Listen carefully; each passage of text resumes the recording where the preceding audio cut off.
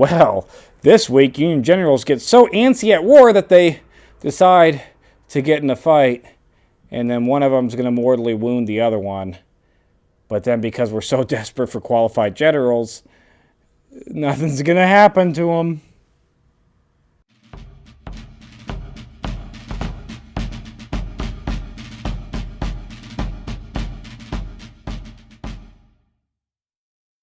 Hello and welcome to Civil War in Hindsight. I'm Lieutenant Tommy. With me, as always, is Prospector Johnny. And Prospector, your set has changed just slightly because I noticed that you moved a little bit. That's right. And also, I want to point out that I've had some comments that I don't wear anything underneath my jacket, and that's because it was summer and it was hot, and now it's a little colder. Look, I'm wearing a vest and a proper shirt, so y'all can I mean, Lieutenant Tommy, I'm pretty sure aren't there uniform requirements passed down from our wonderful President Lincoln himself? Yeah, who I just want to take time to say, what a bang-up job President Lincoln has been doing during this entire crisis of America. I mean, he is just flawless.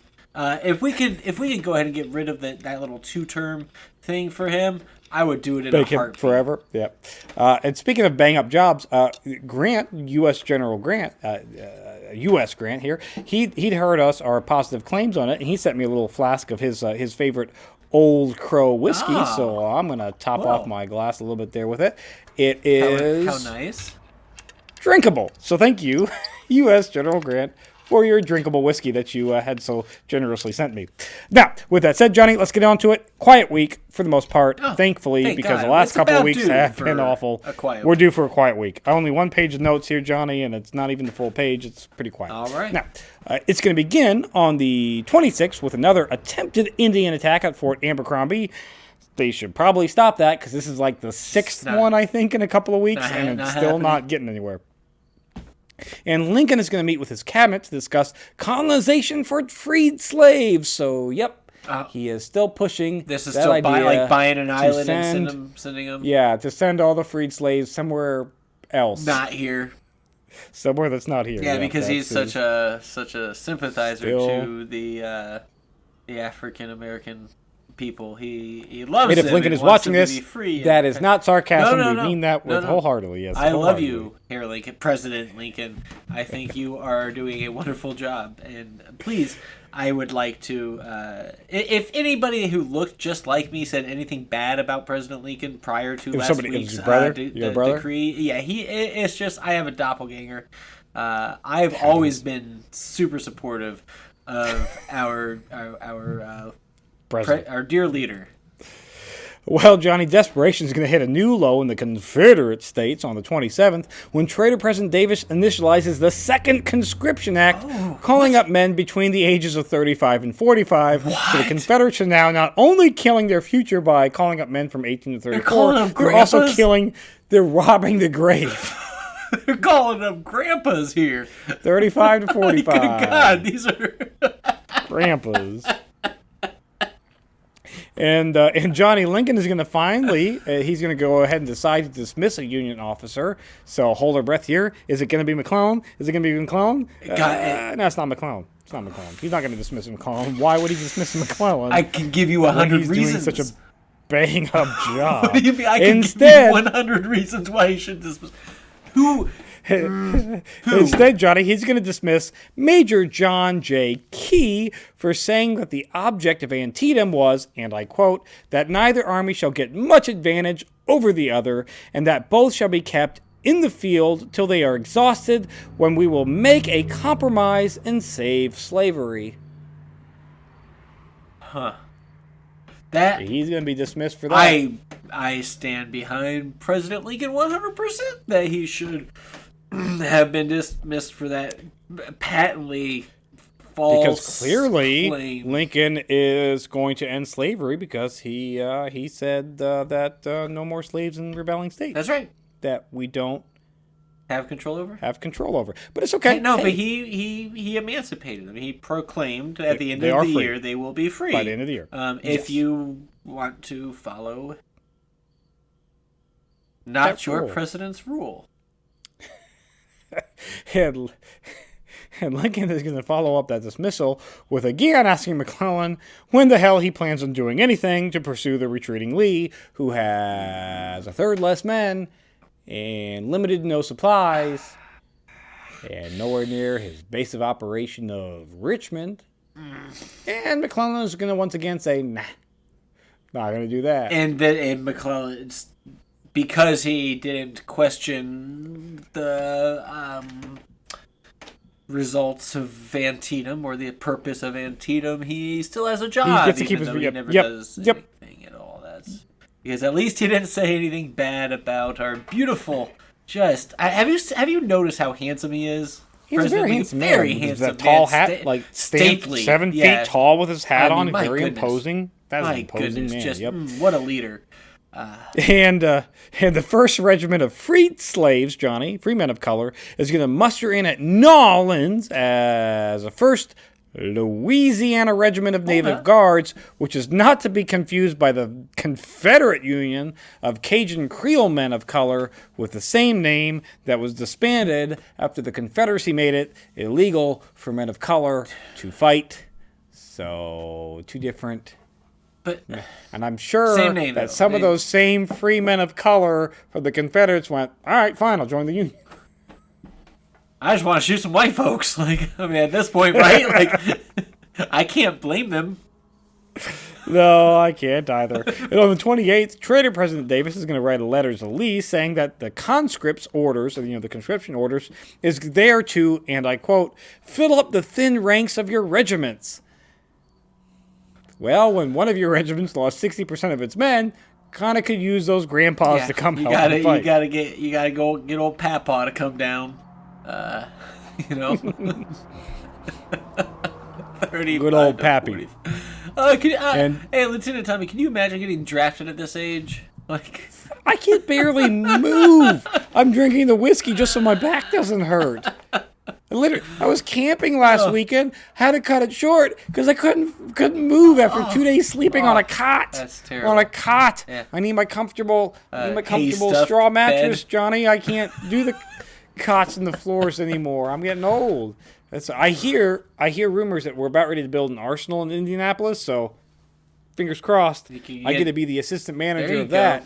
Not the manager. I don't want that. Just assistant. No. Maybe assistant to the manager. Maybe even assistant. Yeah, I'll be the assistant. I'll be a glorified coffee getter. I don't care. I'm it seems like a nice, safe job where you're not going to be marching to death in Antietam, just go and die for a very honorable reason that President Lincoln clearly laid out expertly and accurately.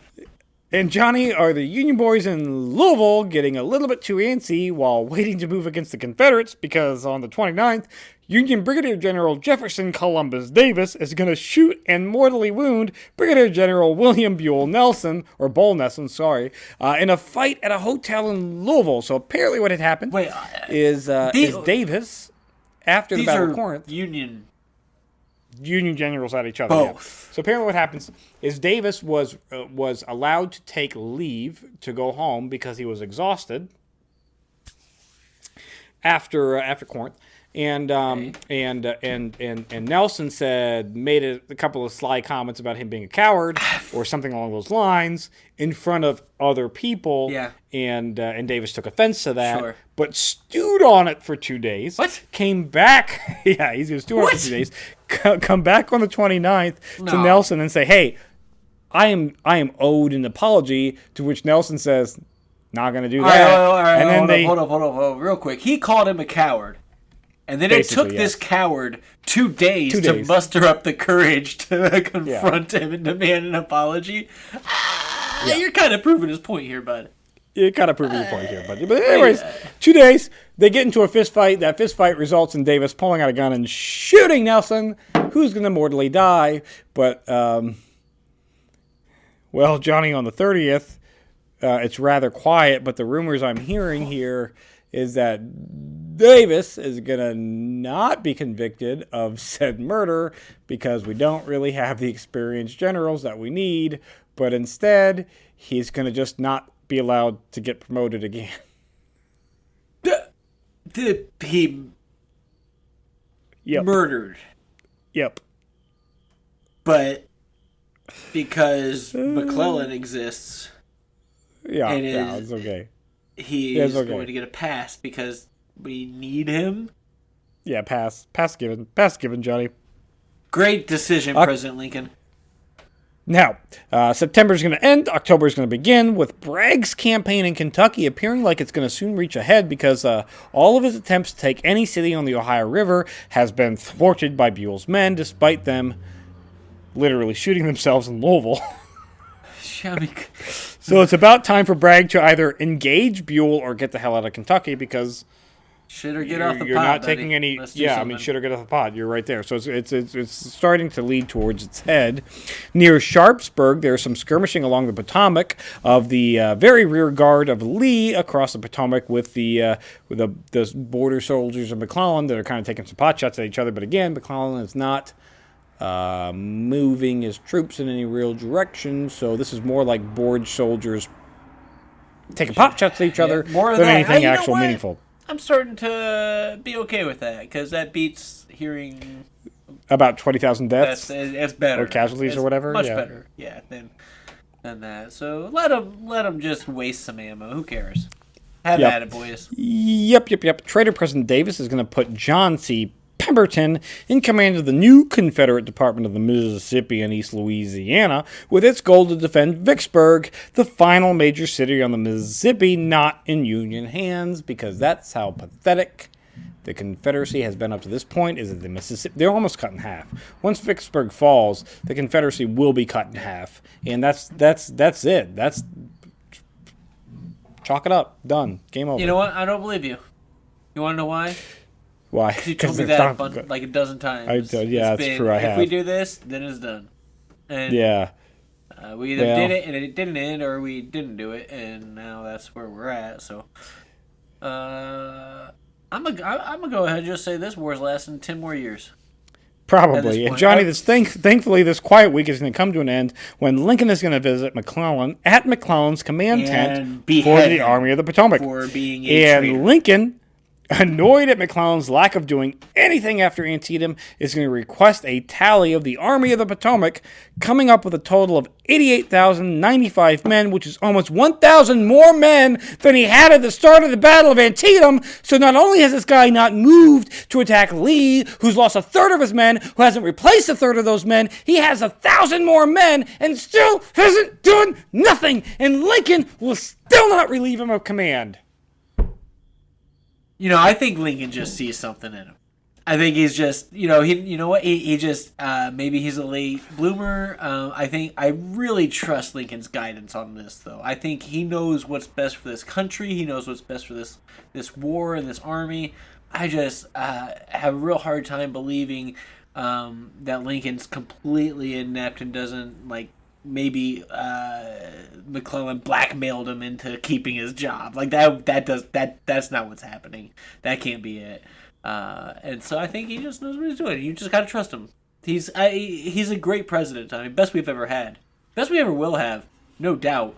And I certainly am not going to say anything negative about our dear president, our dear leader. For fear of losing my life. That's it this week in Civil War in Hindsight. If you enjoyed Civil War in Hindsight, check out Historic Hindsight, where we talk about all kinds of fun things, like the Battle of Antietam or the Battle of Bull Run, the second one that came around. We talk about our presidential series, about how our founding fathers weren't upstanding citizens that you would look up to today. And about, hey, we had a war on drugs series there for a little bit that was going on. That was kind of fun. Check that out.